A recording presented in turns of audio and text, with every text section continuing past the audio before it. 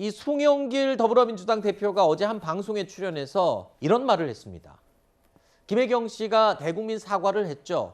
그 사과에 대해서 김혜경 씨의 사과에 구체적인 내용이 없다라는 지적이 이어지자 송영길 대표가요. 내용을 본인 자신도 잘 모르지 않겠느냐. 언론사에 제보한 A씨가 했던 내용을 잘 모르기 때문에 아마 포괄적으로 사과를 할 수밖에 없었을 것이다 라고 본인의 의견을 이야기한 겁니다. 송영길 대표는 이틀 전에 있었던 김혜경 씨 사과에 대해서 나름의 지원 사격을 아마 하려고 했던 것으로 보입니다. 하지만 과연 이러한 발언이 당 대표로서 적절한 발언이었느냐 이런 지적이 나오고 있습니다.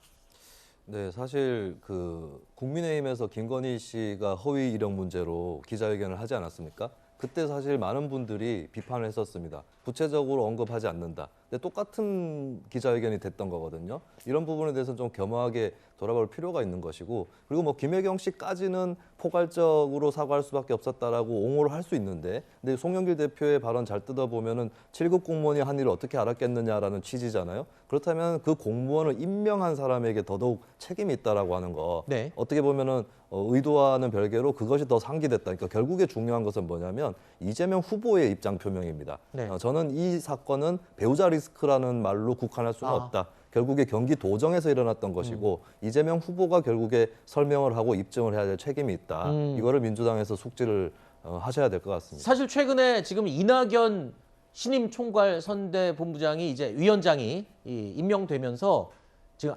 조심하라고 다들 SNS 하지 말라고 자제령까지 내렸지 않습니까? 그런지 정말 하루밖에 안 돼서 당 대표가 이렇게 이재명 지사 아내 김혜경 씨에 대한 내용을 적극 또 옹호하는 말을 한 거거든요.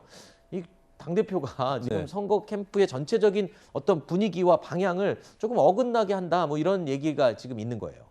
이 당의 권력과 책임으로 봤을 때 사실은 이낙연 전 대표는 전 대표고 현재도 이제 선대위 직책 정도를 맡고 계시는 거죠.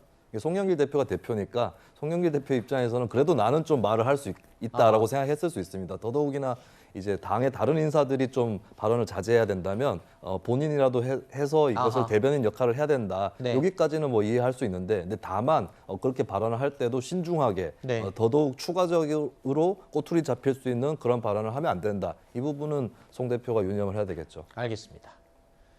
자, 어제 유인태 전 국회 사무총장이요. 김혜경 씨의 이번 논란을 두둔하는 듯한 발언을 해서 또 관심을 끌었죠. 그런데 최재형 국민의힘 선대본부 상임 고문이요.